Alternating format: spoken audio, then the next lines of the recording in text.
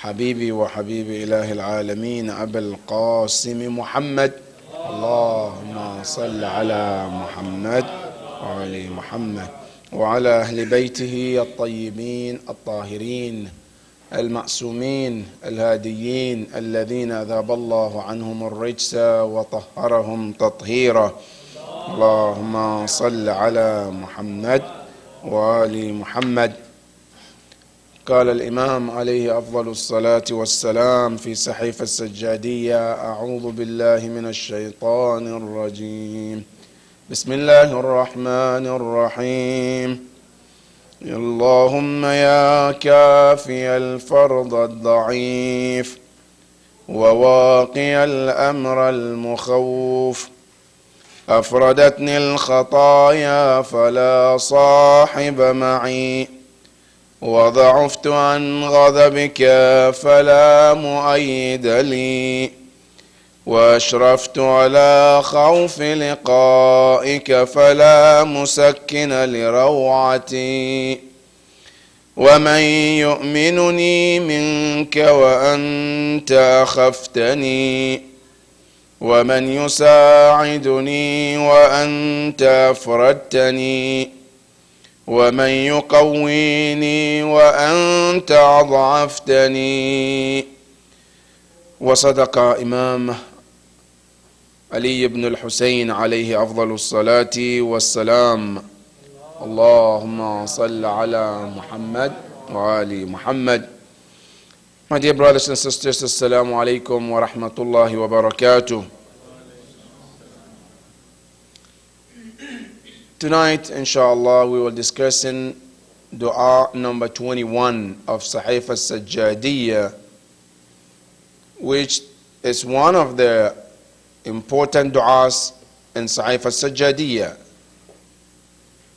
And I would like to suggest that this dua should be read by people, because sometimes a lot of people ask that I have depression, I'm always sad, what should I read, what should I do?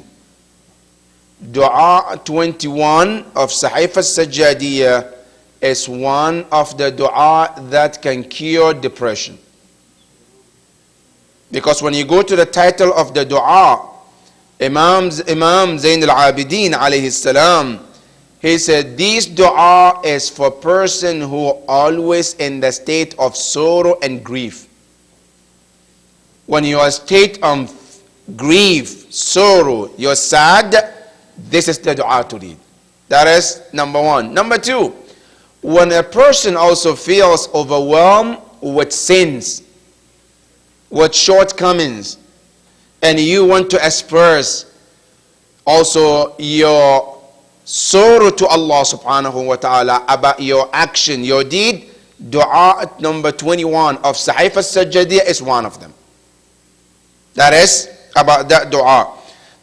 This dua, Imam alayhi salam started with the name of Allah. As usual and normally, when Imam starts the dua, normally they always start with the name of Allah subhanahu wa ta'ala. In this dua, Imam started by saying Allahumma. And if you recall, we say the word Allahumma means Ya Allah. Ya Allah. If you want to put it into two in one word, because Ya Allah, there are two words. Now, if you want to make them one word in Arabic, is to use the word Allahumma. It means, Oh Allah. Ya kafi al-fard al-da'if. He who is sufficient for a weak one. You are the sufficient one for somebody who's weak, like us. Now, brothers and sisters, we all know that we are the weakest servant of Allah subhanahu wa ta'ala. You compare us with a lot of creations, we are the weakest one. Now, let me give an example from the Quran, where Allah wants us to understand we are the weakest creatures. Allah in Surah Al-Nazi'at, He said, أَأَنْتُمْ أَشَدُّ خَلْقًا أَمِ السَّمَاءُ بَنَاهَا. Allah said, are you the strongest creation that I created? Or the heaven is stronger than you are? Allah is telling us that you are not the strongest creation. I have stronger creation than I had over there, and you are not one of them. As a matter of fact, in some of the ayahs, Allah calls us, we are the weakest creation. وَخُلِقَ الْإِنسَانُ ضَعِيفًا. Allah said we created human being in weakness.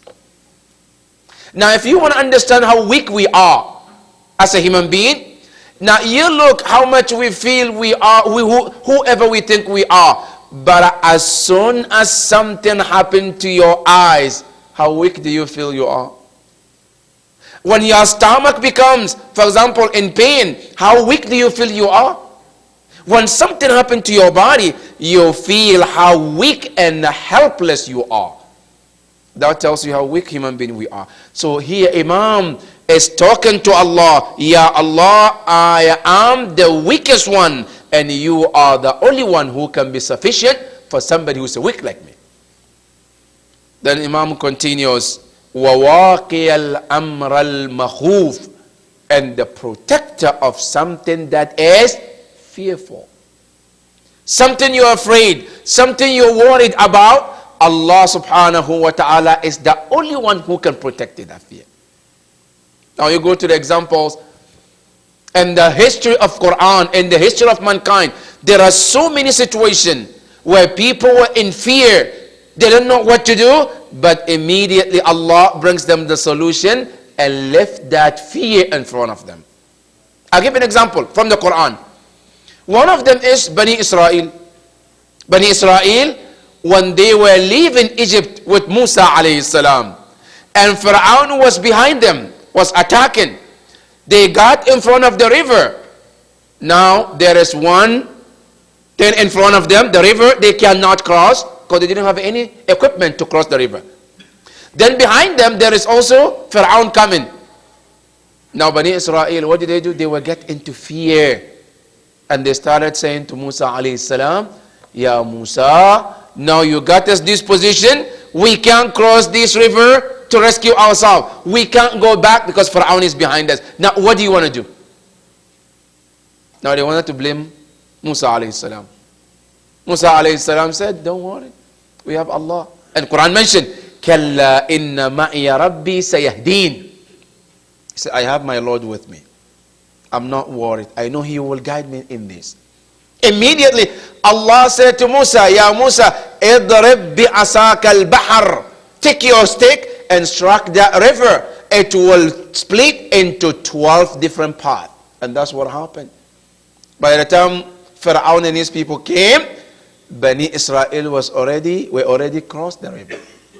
Now question, who was able to rescue them from this? Allah subhanahu wa ta'ala. He protects during the time of fear. Not only that, even the prophet like Musa alayhi salam, when he came in the castle of Pharaoh and they were contesting with the magicians, what happened? Musa was scared, and Quran says, it says, La takhaf innaka antal a'la. Ya Musa, don't get scared. Don't be scared. He said, you are the winner. Allah subhanahu wa ta'ala told him what to do. He said, all you have to do is just throw the stick on the ground and we take care of the rest. And that's all he did.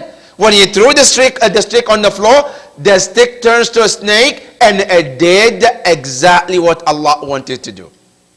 And Musa alayhi salam became victorious.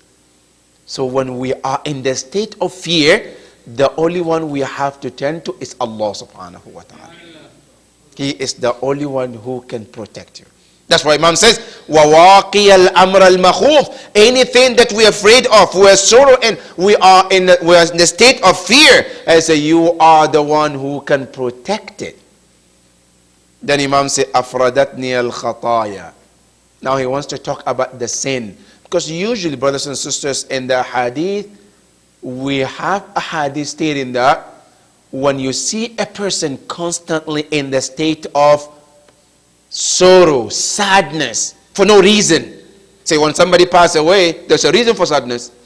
When somebody lost something, there's a reason of sadness. But suddenly you feel sorrow and sad for no reason.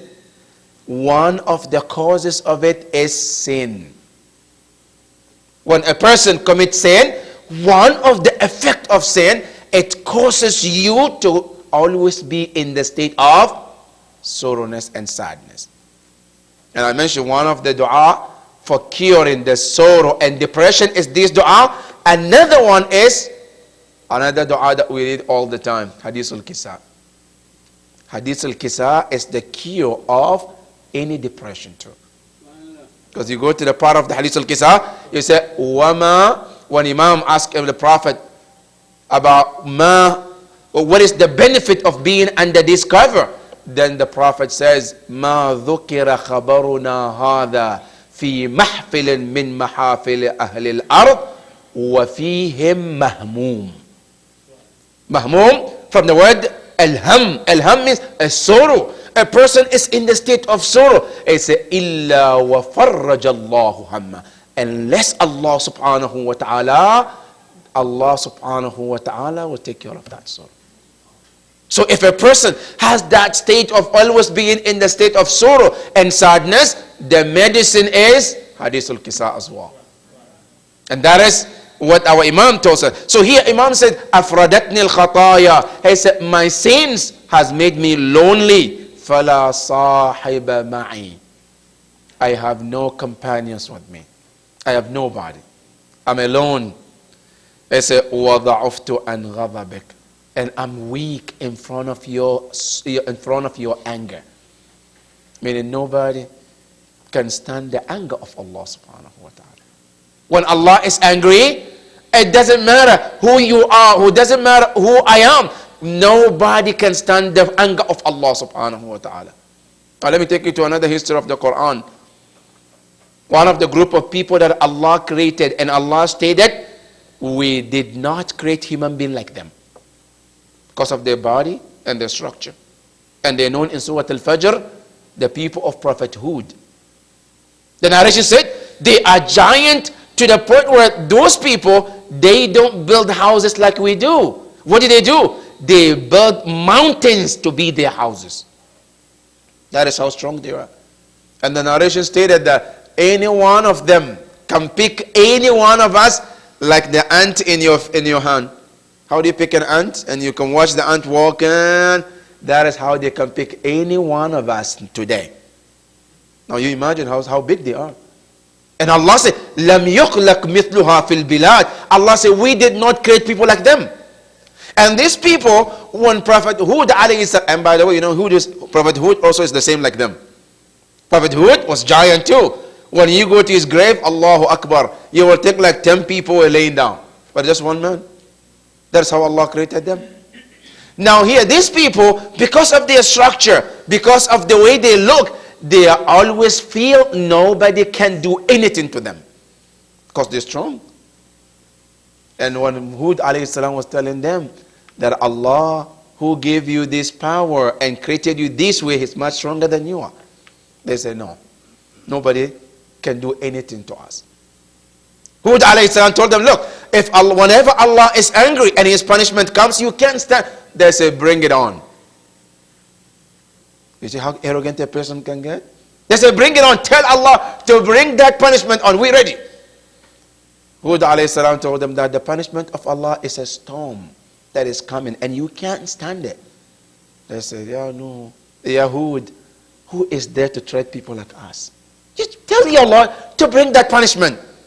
Hud alayhi salam told them the day, the time, and they went and they surrounded the city.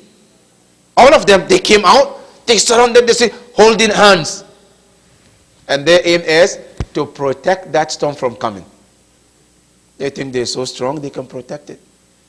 But Allah subhanahu wa ta'ala, they have plans. Allah has his own plan. They came and they surrounded it. The storm did come. But when the storm came, it didn't come the way they were expecting. Allah even showed them some of the miracle they never even thought. That the storm comes, but not as any other storm we know. This storm was unique and different. What it does, it comes and it comes towards one of them. One person at a time. It comes and takes the person out of the line. And it doesn't kill the person immediately. It takes him all the way up, where all of them are looking. Oh, he's going up. Now what is taking him? Nobody knows. Then at the up, it comes down, and by the time he gets close to the earth, then it hits him on the ground. Then he falls dead. Then it goes to the second person. The same thing. The third, the fourth, until half of them were killed. Then Hud took him to them and said, look, are you ready to repent? Half of you are gone. This is all from Allah. They said, no, we are not willing to. Can you imagine how bad one can get? Assalamu alaikum wa rahmatullah. Can you imagine how bad one can get to the point where Allah is showing them the punishment, but they're not willing to surrender? Allahu Akbar. Now, this didn't stop. Allah punished all of them, and they all died in the same manner. And that is, they thought they were so strong, they can prevent Allah's punishment. Allah subhanahu wa ta'ala said, nobody can stand Allah's anger. That's why Imam said in this dua, وَضَعُفْتُ أَنْ غَضَبِكَ. He said, Ya Allah, I am weak in front of your anger. فَلَا مُؤَيِّدَ لِي. I have no supporter in this. Nobody can help me in this. Because brothers, sometimes somebody can help you in front of one another. If you get a problem with another human being, you can get a lawyer to stand for you, to help you to get out of the problem. If you have any problem, a brother can intervene. But if you have a problem with Allah, who can intervene other than Ahlul Bayt alayhim salam? Muhammad. That is what Imam says. And then Imam continues, وَأَشْرَفْتُ عَلَىٰ خَوْفِ لِقَائِكَ. Because of my sins, I'm now even afraid to meet you. You know why, brothers? Because sin, what it does, it paints us. Because you know, Yawm al-Qiyamah, you don't need anybody to tell you this person is a bad person. No. Yawm al-Qiyamah, our action, what it does, it shows on the face. And you know what is even sad about it? It doesn't show on your stomach. Then you're wearing clothes, you might be covered, right? No, it's going to show on your face. How embarrassed can you be? And you want to see example of today, brothers and sisters? When somebody commit crime in the United States, right? They put it in your record. Anywhere you go, what happened? You mention your name, your social security. They put it there. Boom. Oh, he was a criminal. He killed somebody in this state before. Now you leave this state, you go to another. Everywhere you go, the record is with you, and you can't run away from that. The same thing applies to our sin too. Something similar to this. That when we commit sin, it stays in us. It doesn't show up. But Yawm al-Qiyamah, it's like somebody types on your security, your social security number, then it shows. And what does it show? It shows on your face. And Allah subhanahu wa ta'ala says, يُعْرَفُ الْمُجْرِمُونَ بِسِيمَاهُمْ. You will get to know the criminals by their face. When you look at them, nobody, you don't need to tell anybody. That is why Yawm al-Qiyamah, the angels, when they come, they don't need to say, oh, are you a bad guy or a good guy? No, when they look at the face, they can tell. And Quran says, فَيُؤْخَذُ بِالنَّوَاصِي وَالْأَقْدَامِ. When they come by the face, they tell. And the same thing if the person is a mu'min too. The face tells this is the mu'min. When they look at him, سِيمَاهُمْ فِي وُجُوهِهِمْ مِنْ أَثَرِ السُّجُودِ. Allah said that's the same thing with mu'min as well. So Imam said here, وَأَشْرَفْتُ عَلَىٰ خَوْفِ لِقَائِكَ. He said, I'm about to be scared of meeting you. فَلَا مُسَكِّنَ لِرَوْعَتِي. I have nothing to calm my fear about you, Ya Rabbal Alameen. And then he said, وَمَنْ يُؤْمِنُنِي مِنْكَ وَأَنْتَ أَخَفْتَنِي. Who can give me the security when you are putting me in the state of fear? When Allah put you in the place of being fearful, nobody can give you that security. Only Allah subhanahu wa ta'ala. And I say, وَمَنْ يُسَاعِدْنِي وَأَنْتَ أَفْرَدْتَنِي. He said, who can come to my help when you, Allah, chose to keep me alone and distance me from anybody else? And you know, brothers and sisters, one of the punishment of human being is that to be left alone. You know, even today, in most of the countries, when they want to punish a prisoner, what do? They isolate him to put him in a single prisoner. They have him alone. He cannot talk to anybody. He has no access to any, and that itself is a punishment. And you know, that is why when we die, we also go alone. And that is one of the first punishment of the grave. And that's what the Prophet said to one man who was asking about the death. The Prophet said, listen, at the entrance of the grave, there is one ayah Allah wrote. He said, لَقَدْ جِئْتُمُونَا فُرَادًا كَمَا خَلَقْنَاكُمْ أَوَّلَ مَرَّةٍ. I said, everyone have to come individually. No matter how much people love you, but they don't love you much, they can go into the grave with you. They love you so much, they can give you wash. They will love you so much, they can put kafan. They love you so much, take you to the grave. They love you so much to put you in the grave and cover, but they don't love you so much to go there and with you. No, nobody.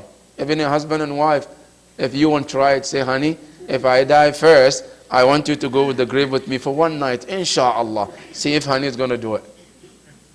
No. And the opposite, the same thing.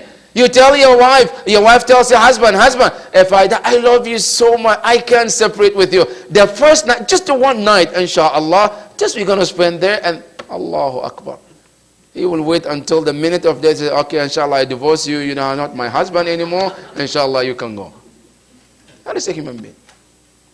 So Imam alayhi salam, in this, he said, wa anta afradtani. Ya Allah, if you choose to leave me alone with no companion, he said, I have nobody to socialize with me. And then he said, وَمَنْ يُقَوِّينِي وَأَنْتَ أَضْعَفْتَنِي. Who can make me strong if you choose Allah to make me a weak one? Nobody except Allah subhanahu wa ta'ala. Then Imam goes to another part of the dua. He said, Allahumma innaka in sarafta anni wajhak. Ya Allah, with all this that I mentioned, if you choose to turn away from me, aw mana'tani fadlaka al-jasim, or you choose to deprive me from your mercy, aw khatarta ala rizqak, or you chose to deprive me from your rizq, أو قطعت عني سبيلك, or you decided to cut your way from me that I can't get to you. I said, لم أجد السبيل إلى شيء من أملي غيرك. I said, Ya Allah, nobody can provide all of this for me. A path to Allah, if Allah prevents you from getting to Him, you can't. Imam said, he said, Ya Allah, if you cut your rizq from me, he said, I can't get that rizq. Every day that we eat, we get something, we have to appreciate Allah. You know why, brothers and sisters? This is the narration stating that, you know, the night of death or the day of death, when a person is going through what we call sakarat al-maut.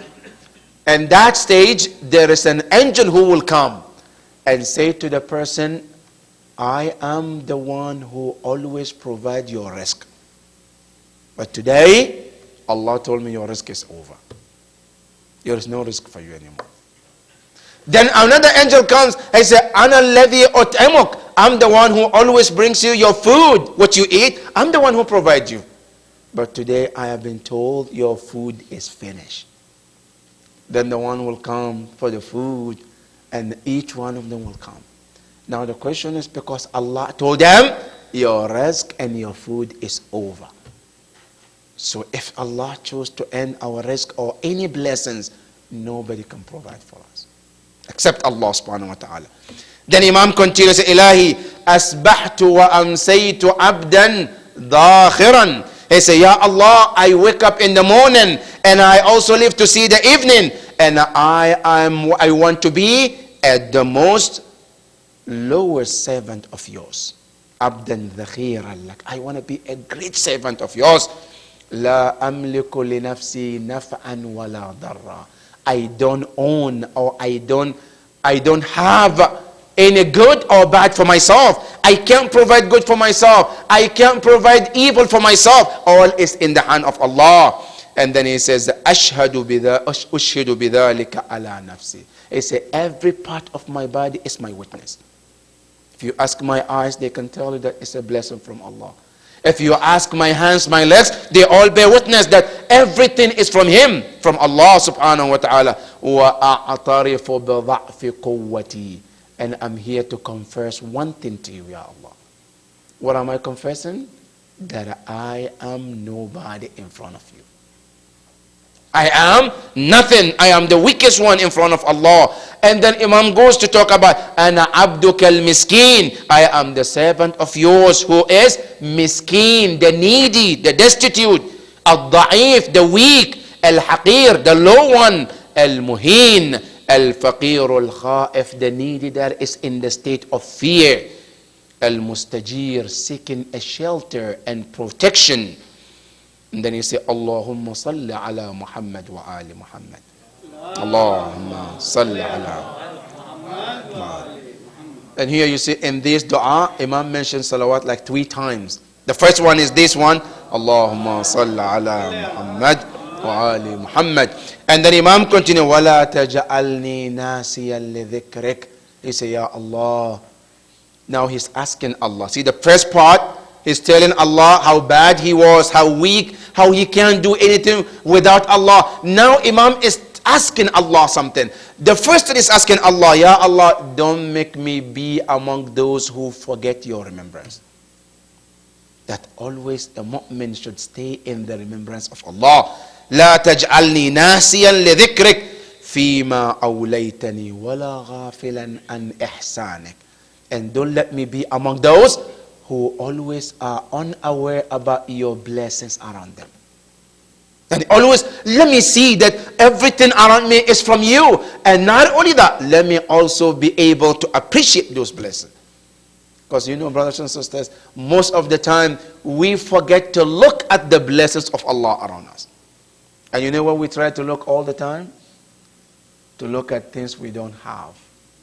But forget to look about things we have. We can have as much as we have, right?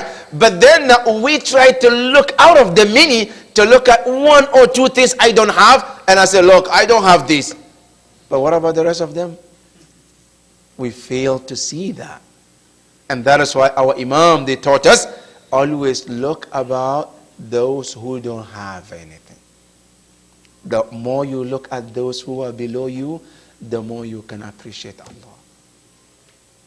Always, if I drive Toyota 2000 made 1997 or made in 80s, right? Always thank Allah that at least I have something that can move, right? There is no AC in it, alhamdulillah. There is no, what you call, heater in it, alhamdulillah. But look at somebody, when you drive, you don't have a heater, you don't have AC in it, that's fine. But look at the bus stop. Who is there? Somebody standing there. What are they doing? They're waiting for bus. Meaning they don't even have a car to begin with. But you have something. At least there is no heater, there is no AC in it, but at least it's movable. Did you stop to think, Allah, alhamdulillah, I have this? Now, even let's say you don't have a car, but you are the one standing at the bus stop. You know what you should thank Allah for? Always think about it. Ya Allah, at least I'm here. I can move myself from one place to another. Remember those who are in the hospital, they cannot even get at the bus stop. And then thank Allah for whatever you have. So everything you want to do, always try to look behind you. There is someone who is lower than you. There is always, no matter how worse you think your situation is, there is somebody worse than yours. And the worse you look, the more you get to appreciate Allah's blessing. So Imam said, Ya Allah, don't let me be among those who always forget to your remembrance, and they also forget to appreciate what they have. And then he said, Allahumma salli ala Muhammad wa ali Muhammad wa farrig qalbi li mahabbatik. He said, Ya Allah, fill my heart with your love. Let my heart as to become completely full of your love and nobody else. So you know what, brothers and sisters? There is an ayah in the Quran. Allah subhanahu wa ta'ala says, Yawm al-Qiyamah, nobody is safe except those who come to Allah with the qalb salim. They ask Imam Ja'far al-Sadiq alayhi salam, Allahumma salli ala Muhammad wa ala. What is qalb salim? Salim is sound heart. They ask Imam, what is the qalb salim? Imam said, a qalb salim is the heart that there is nobody in it other than Allah. Now you come to open our hearts, and see what is in our heart. Maybe you open my heart, you see the big chunk is honey, my wife. She take half of it, right? And then the other half, my job takes quarter of it. And then the other half, maybe the food that I like, and the clothes, and the house, and other things. And the last part, the small part, like a dot, that is for Allah. But the other part is other things. Now, where is Allah? In that corner, huh? You have to look, you have to have in a glass, then you can see Allah over there. But the others, no, the heart is, half of it is for other things. But a mu'min supposed to have the entire heart for Allah. When I love my children, I love them because of Allah. When I love my wife, I love her because of Allah. Meaning everything is surrounded around Allah subhanahu wa ta'ala. But Allah should be the bigger picture of it. And that's what you see in the life of Ibrahim al-Khalil. When you go to his life, that is the example of Ibrahim. The example of people who have Allah in their heart, and everything that they have and they love is all surrounded by the love of Allah. That is Ibrahim al-Khalil. So Imam said, وَأَشْغِلْهُ لِذِكْرِكَ. And Ya Allah, I want you to let my heart always be busy. Busy with what? لِذِكْرِكَ, with your remembrance. That my heart always constantly is busy, but not is busy because mashallah is running to think about what to have, what to eat, what to drink, what to wear, what to earn. No, it's always busy in remembrance of Allah subhanahu wa ta'ala. And then he said, وَأَنْعِشْهُ. And here is very important, brothers and sisters. Imam said, وَأَنْعِشْهُ بِخَوْفِكَ. And let my heart be alive with your fear. You know what that means? That means a heart that does no fear of Allah is dead. That's why Imam said, وَأَنْعِشْهُ. Give my heart alive by being a heart that fears you. Because if I have a heart but there is no fear of Allah, that heart is not called heart, it's called a dead heart.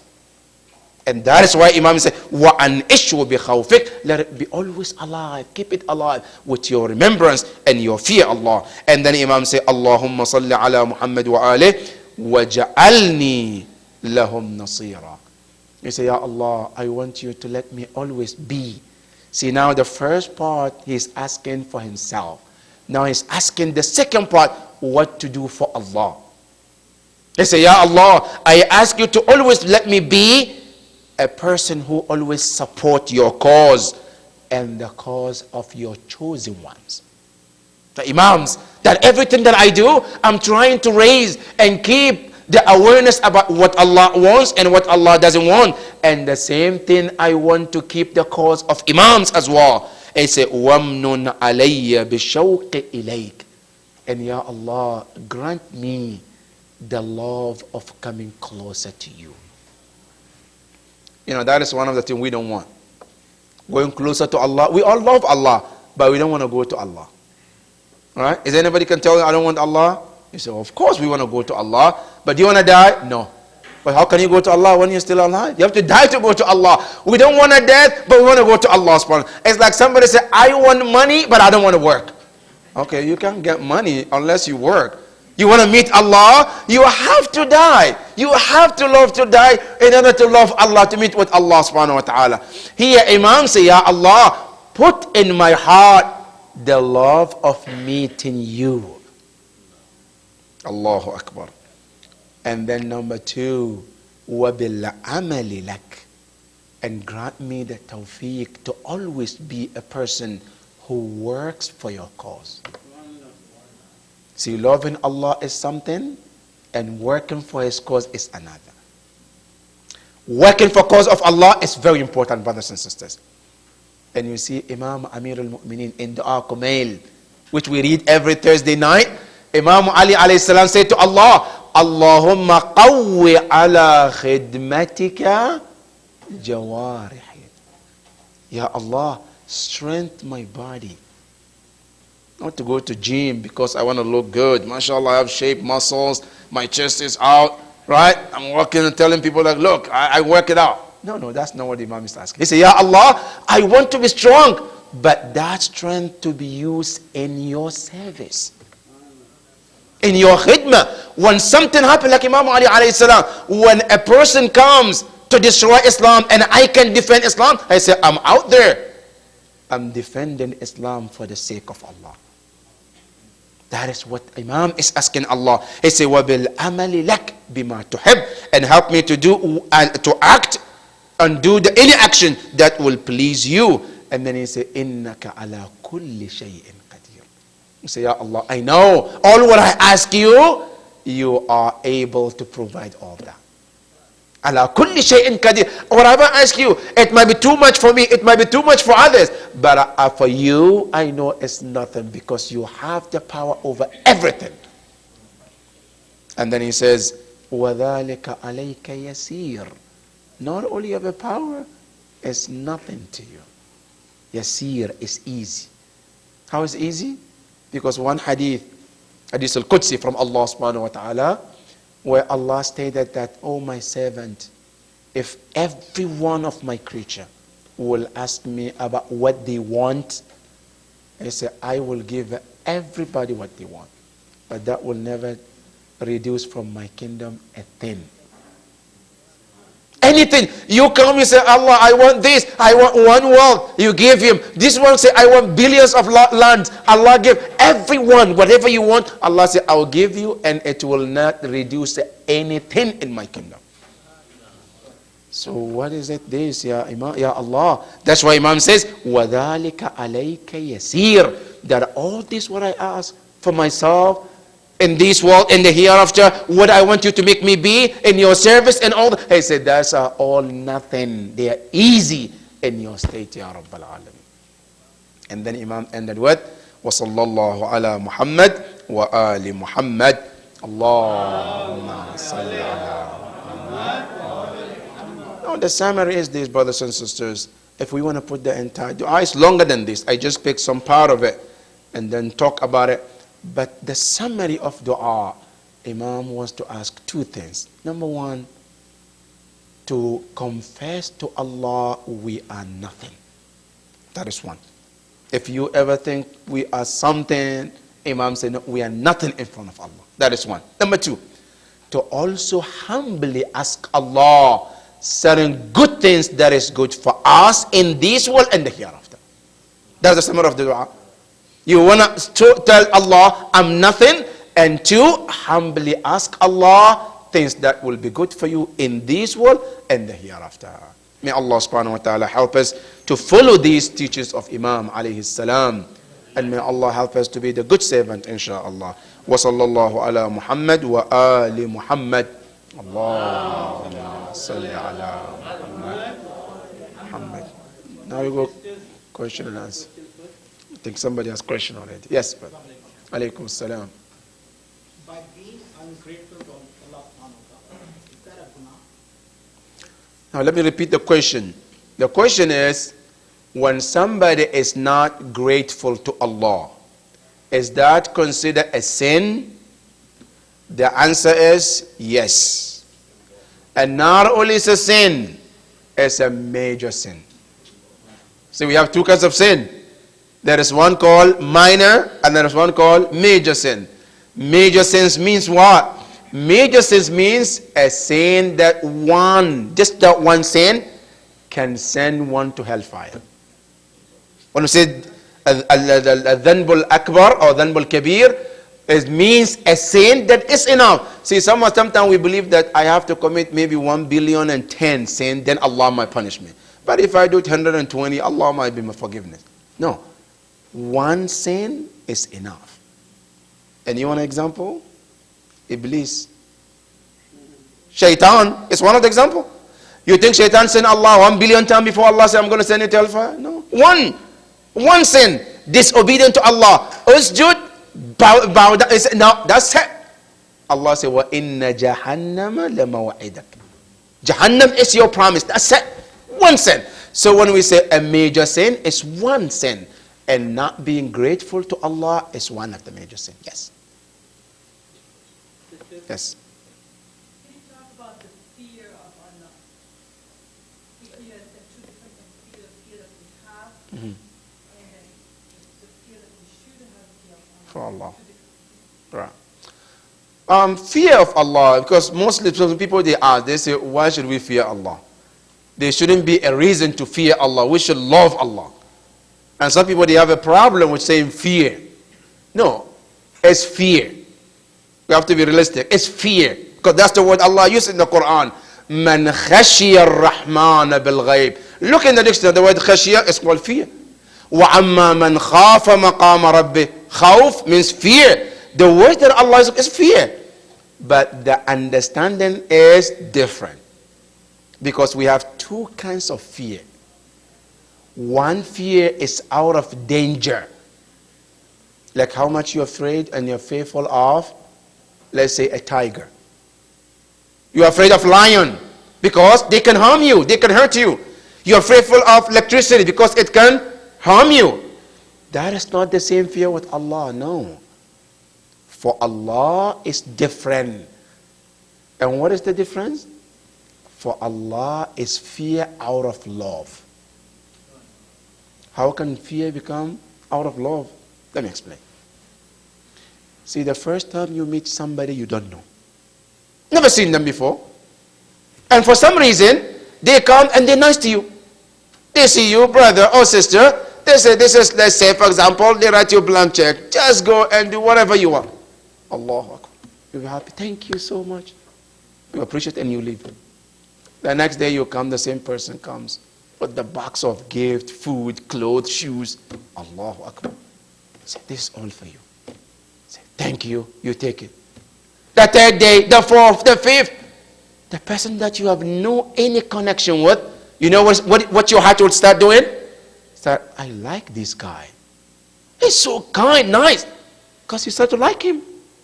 Now, he continues showering his gift on you every single day. Then slowly the likeness turned to love. Now he didn't stop. Every day he keeps giving. Then that love will turn to a fear. And that fear is what? Fear of losing such a great person like him or her. Because of the impact he has done in your life by changing, giving. This turn to fear. Now I don't want to lose this guy. Because if he is not there for me, who can take care of me and like as much as he does? The same thing applies to Allah. Now let me come back to the example I just gave. When we walk in this world, we know we have nothing. We came to this world, even clothes we didn't have. Right? Now then you saw yourself, I'm breathing. That's the first gift. Did you create the air you breathe in and out? No. Free of charge, Allah gave you. I saw myself, I have this wall. I can walk around, run. Who created it? Did you? No. Somebody gave it free of charge. I have eyes, I can see. The hands, the legs, everything around me is gift. And this gift is not just one day and that's every single day he multiplies them. Continue to give. Then slowly I become attached to Allah. And then slowly I become in love. Slowly, and now I'm afraid to lose him. And this is the same thing Imam Ali said in Dua Kumail. He said, Ilahi sabartu ala harri narik.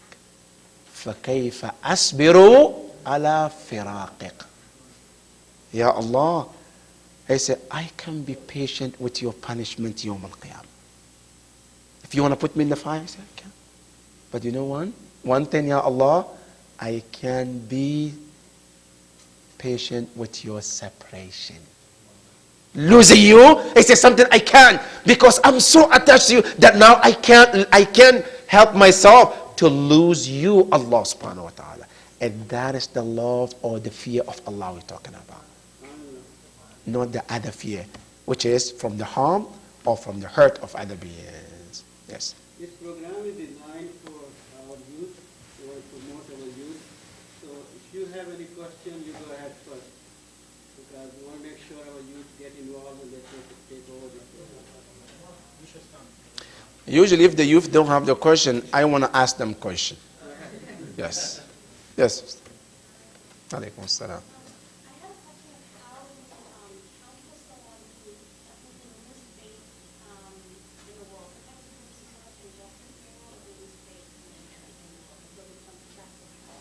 They become? Correct. So how do you counsel them on understanding their injustice also? The question of the sister is, how can you counsel somebody who sees a lot of injustice that is going on? And how can you counsel the person to overcome their depression when they see a lot of depression, a lot of oppression going on in the world? Number one, we have to understand that from day one, there have been oppression, and the oppression will continue until the appearance of our 12th Imam. That is the bottom line. We have to understand, because the hadith of the Prophet, he stated that the Imam will not appear until حتى يملأ الأرض ظلما وجورا, until the entire world is filled with injustice. And you know why? Why it has to be injustice before the Imam comes? Here's the reason. You know, there is one of our scholars, Shaheed Mutahari, rahmatullah ta'ala alayh. He has a book called Al-Adlul Ilahi, the justice of Allah, the divine justice. In that book, I just want to relate to why the injustice have to happen before the justice. Why not justice can happen from day one? So all of us can enjoy the justice of Allah, and then we don't have to go through this depression and seeing all these oppressions. Because the Imam said, the reason is human being will not appreciate something unless they see the opposite of it. That's human being by nature. What does it mean? For example, now, you will not appreciate you being full unless you tasted the hunger first. You want to see the month of Ramadan? Example, right? All day long, you didn't eat, you didn't drink, your stomach is empty. Like, what time is it? Allahu Akbar. It's still 4 hours, 2 hours, 3 hours, 10 minutes. Allahu Akbar. Now you eat, you drink, Alhamdulillah. Now, how did you know to say Alhamdulillah? Because all day long, no food. The same thing. A person is wealthy. He wouldn't know how to appreciate. And look at this. This is a fact. People who were born in the money house, wealthy, they don't appreciate anything. They don't know the value of it. But people who were in poverty, they never had, when you give them $1, they know how to take that good dollar because, hey, I don't want to lose this. How and why? Because they tested this first. The reason is, if Allah is to bring the justice everybody enjoys, we will never appreciate that. Now, after this injustice happened for years, then Imam comes with the Alhamdulillah Rabbil Alameen. Then we can know the value of this justice. That is one of the reasons. So that is number one. Number two, this injustice also is a test. Because remember, Allah stated in the Quran, في سورة العنكبوت ألف لام ميم أحسب الناس أن يتركوا أن يقولوا آمنا وهم لا يفتنون. Do people think that they will be left alone by just claiming we are believers and they won't be tested? You know, have you ever seen somebody say, I'm a doctor, I want to be a doctor, and then they say, okay, you want to be a doctor? Oh, you're a doctor anyway, inshallah, you can go do surgery. No. First, you have to go to school, you have to get tested, you have to pass, then you get the certificate. The same thing in the sight of Allah. We cannot say we are mu'min and think that Allah said, oh, you say you're mu'min, inshallah you're mu'min. That's it. No, Allah said, I have to put you in test. And the test is, you have to go under oppression. You have to see oppression. Some of your family have to go through difficulty, and that difficulty shows to you whether you're true mu'min or not. So that is that thing. And then number three, the last one, when we see this happening, we always have to remember there is a hope coming. Allah said in the Quran, Inna ma'al usri yusra. Allah said with every difficult there is relief with it. Ma'ad together. So if I see that oppression coming, let me think also there is a hope coming. The Iman is coming. So I have hope that this injustice is not going to stay for long. They have an end, because I know the protector of humanity is on the way coming. Inshallah. Last question from young brother.